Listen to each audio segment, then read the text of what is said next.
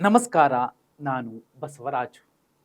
Cockroach Janata party ಸ್ಥಾಪನೆಯಾದ ಕೆಲವೇ ದಿನಗಳಲ್ಲಿ ಹೊಸದೊಂದು ಕ್ರಾಂತಿಯನ್ನು ಮೂಡಿಸಿದೆ. ಗುಪ್ತಚರ ಇಲಾಖೆ ಅತ್ಯಂತ ಸ್ಪಷ್ಟವಾಗಿ ಸರ್ಕಾರಕ್ಕೆ ಎಚ್ಚರಿಕೆಯ ಕರೆಗಂಟೆಯನ್ನ ಒತ್ತಿದೆ.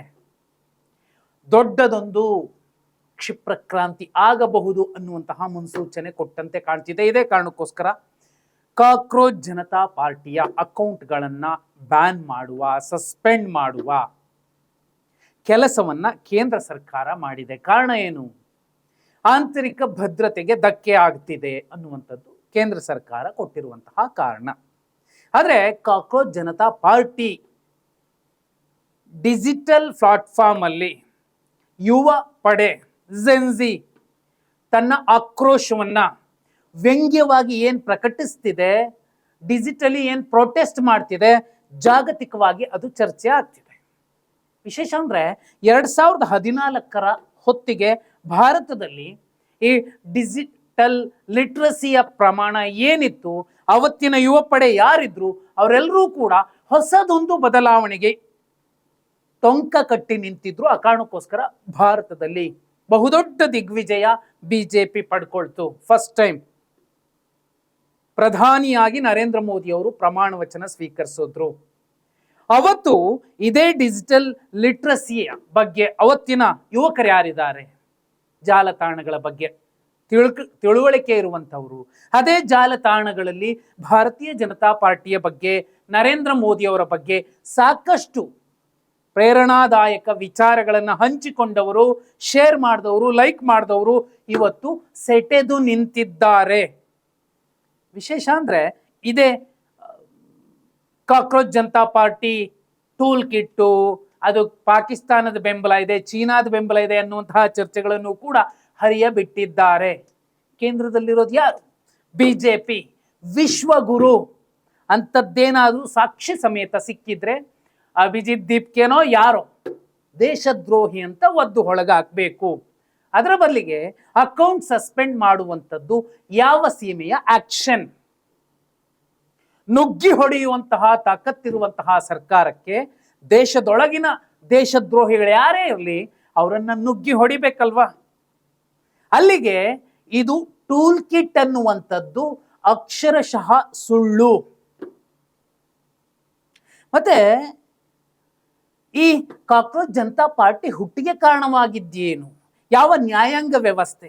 ನ್ಯಾಯಾಂಗ ವ್ಯವಸ್ಥೆಯ ಅತ್ಯುನ್ನತ ಸ್ಥಾನದಲ್ಲಿ ಕೂತಿರುವಂತಹ ದೊಡ್ಡವರು ಆಡಿದಂತಹ ಮಾತಿಗೆ ರಿಯಾಕ್ಟ್ ಆಗಿರುವಂತಹ ಈ ಸಂದರ್ಭ, ಈ ಡಿಜಿಟಲ್ ಪ್ರೊಟೆಸ್ಟ್ ಕಾನೂನಾತ್ಮಕವಾಗಿ ತಪ್ಪುಗಳಿದ್ರೆ ಇವರನ್ನ ಒದ್ದು ಒಳಗಾಕಬಹುದು.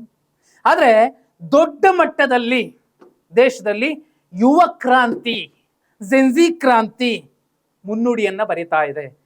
ಮೇ 24 ನಂತರದಲ್ಲಿ ಕರ್ನಾಟಕ ಸೇರಿ ಇಡೀ ದೇಶದ ಪ್ರಮುಖ ಕೇಂದ್ರಗಳೇನಿದಾವೆ, ಕ್ಯಾಪಿಟಲ್ ಸಿಟೀಸು, ಅಲ್ಲಿ ಬಹುದೊಡ್ಡ ಮೆಸೇಜ್ ಅನ್ನ ಈ ಕಾಕ್ರೋಚ್ ಜನತಾ ಪಾರ್ಟಿ ಕೊಡೋದಿದೆ. ನೋಡಿ, ಡಿಜಿಟಲಿ ಹೀಗೆ ಯಾರೆಲ್ಲ ಲೈಕ್ ಮಾಡಿ, ಶೇರ್ ಮಾಡಿ, ಫಾಲೋವರ್ಸ್ ಹೆಚ್ಚಾಗಿ ಒಂದು ಫೇಸ್ಬುಕ್ಕೋ, ಇನ್ಸ್ಟಾಗ್ರಾಮೋ, ಎಕ್ಸ್ ಖಾತೆನೋ ಏನೇ ಇರಬಹುದು, ಅಲ್ಲಿ ಜನ ಬಂದು ಕೂತ್ರು ಒಂದು ಕಾರಣಕ್ಕೆ ಬೀದಿಗೆ ಅವರೆಲ್ಲ ಬರೋದಿಲ್ಲ. ಆದರೆ ಬ್ಯಾಲೆಟ್ ಪೇಪರ್ನಲ್ಲಿ EVM ಅಲ್ಲಿ ದೊಡ್ಡದೊಂದು ಬದಲಾವಣೆಯನ್ನು ತರ್ತಾರೆ. ಕೆಲವರು ಹೇಳ್ತಿರೋ ಪ್ರಕಾರ 2029 ಲೋಕಸಭಾ ಚುನಾವಣೆಯಲ್ಲಿ ಬಹುದೊಡ್ಡ ಬದಲಾವಣೆಯನ್ನ ತರಲಿಕ್ಕೆ ಈ ಕಾಕ್ರೋಚ್ ಜನತಾ ಪಾರ್ಟಿ ಅವರು ಚುನಾವಣೆಗೆ ನಿಲ್ತಾರೆ ಅಂತಲ್ಲ, ಅವರ ಪಕ್ಷ ರಿಜಿಸ್ಟರ್ ಆಗುತ್ತೆ ಅಂತಲ್ಲ, ಅವರ ಅಭ್ಯರ್ಥಿಗಳು ಎಲ್ಲಾ ಲೋಕಸಭಾ ಕ್ಷೇತ್ರಗಳಲ್ಲಿ ಎಲ್ಲಾ ರಾಜ್ಯಗಳಲ್ಲಿ ನಿಲ್ತಾರೆ ಅಂತಲ್ಲ.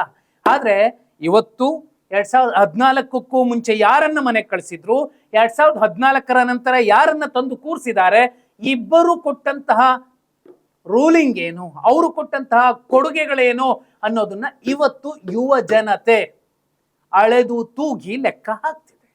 ನಿರುದ್ಯೋಗದ ವಿಚಾರ ಬಂದಾಗ 14ಕ್ಕೂ ಮುಂಚೆ ಏನಿತ್ತು, 14 ನಂತರ ಏನಾಯ್ತು? ರೂಪಾಯಿಯ ಮೌಲ್ಯ ಡಾಲರ್ ಎದುರಲ್ಲಿ 14ಕ್ಕೂ ಮುಂಚೆ ಹೇಗಿತ್ತು, 14 ನಂತರ ಏನಾಯ್ತು? ಕೋಮು ಸಂಘರ್ಷಗಳು ಅಥವಾ ಸಾಮಾಜಿಕ ಸ್ವಾಸ್ಥ್ಯ ದೇಶದಲ್ಲಿ 14ಕ್ಕೂ ಮುಂಚೆ ಹೇಗಿತ್ತು, 14 ನಂತರ ಹೇಗಿದೆ? ದೇಶದ GDP 14ಕ್ಕೂ ಮುಂಚೆ ಹೇಗಿತ್ತು, 14ರ ನಂತರ ಹೇಗಿದೆ?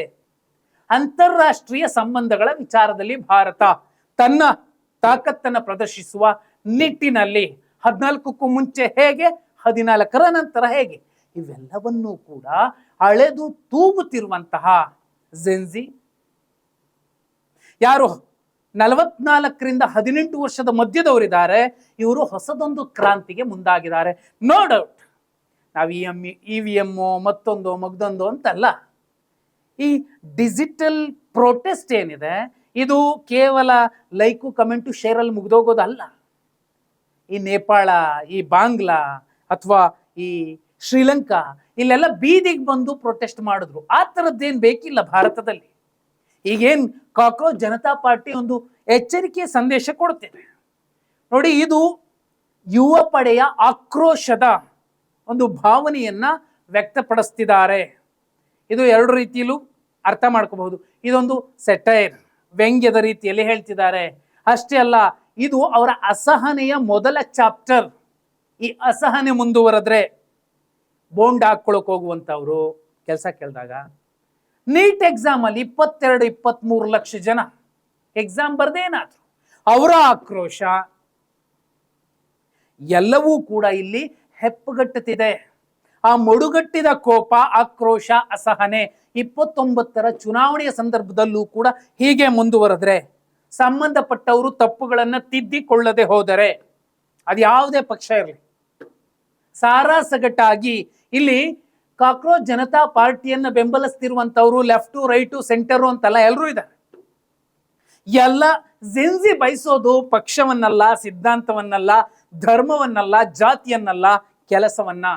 ಈ ನೆಲದ ಗೌರವವನ್ನ ಉಳಿಸಿ, ಈ ನೆಲದ ಸಂವಿಧಾನವನ್ನ ಉಳಿಸಿ, ಈ ನೆಲದ ಕಾನೂನನ್ನ ಉಳಿಸಿ, ಈ ದೇಶದ ಅಭಿವೃದ್ಧಿಯತ್ತ ಸಾಗಿ ಅಂತ ಅಷ್ಟೇ ಬಯಸೋದು.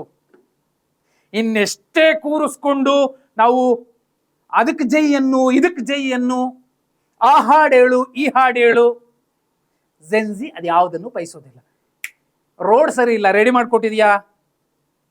ನೀನ್ ದೇವಸ್ಥಾನ ಕಟ್ಕೊಡ್ತಿದ್ರು ಪರವಾಗಿಲ್ಲ, ಶಾಲೆ ಕಟ್ಟಿಸ್ಕೊಟ್ಟಿದ್ಯಾ?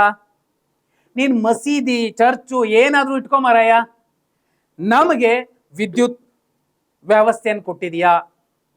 ರಸ್ತೆಗಳು ಸರಿ ಇದಾವ? ನೀರು ಸರಿಯಾದ ಕೊಡ್ತಿದ್ಯಾ? ಮನೆಗಳು ಸರಿಯಾಗಿ ಕಟ್ಟಿಸ್ಕೊಡ್ತಿದ್ಯಾ? ಇವನ್ನಷ್ಟೇ ಬಯಸ್ತಾರೆ. ಯಾಕಂದ್ರೆ ಜೆನ್ಜಿಗೆ ತನ್ನ ಮನೆಯ ಒಳಗಡೆ ಏನ್ ಮಾಡಬೇಕು, ಹೊರಗಡೆ ಏನ್ ಮಾಡಬೇಕು, ಈ ಕಲ್ಪನೆಯ ಜೀವನದಲ್ಲಿ ಅವರು ಬದುಕೋದಿಲ್ಲ, ಲಾಜಿಕಲಿ ಬದುಕ್ತಾರೆ. ಇವತ್ತು ಕಾಕ್ರೋಚ್ ಜನತಾ ಪಾರ್ಟಿ ಕೂಡ ಬಹುದೊಡ್ಡ ಎಚ್ಚರಿಕೆಯ ಸಂದೇಶ. ಎಲ್ಲಾ ಪಕ್ಷಗಳು ಯಾರು ಕೆಲಸ ಮಾಡ್ತಾರೆ ಅವರು ಉಳಿತಾರೆ, ಯಾರು ಕೆಲಸ ಮಾಡದೆ ಬರೀ ಕತೆಗಳನ್ನು ಹೊಡ್ಕೊಂಡು ಓಡಾಡ್ತಿರ್ತಾರೆ ಅವರು ಉಳಿಯೋದಿಲ್ಲ.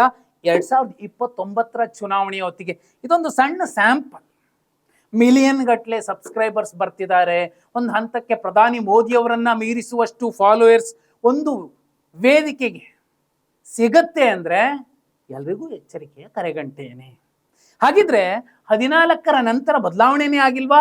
14ಕ್ಕೂ ಮುಂಚೆ ದೇಶ ಉದ್ಧಾರನೇ ಆಗಿಲ್ವಾ? ಜೆನ್ಜಿ ಏನನ್ಕೊಳ್ಳುತ್ತೆ? ಜೆನ್ಜಿಯ ಈ ಹೋರಾಟ ಎಲ್ಲಿಗೆ ಬಂದು ನಿಲ್ಲಬಹುದು? ಕಮೆಂಟ್.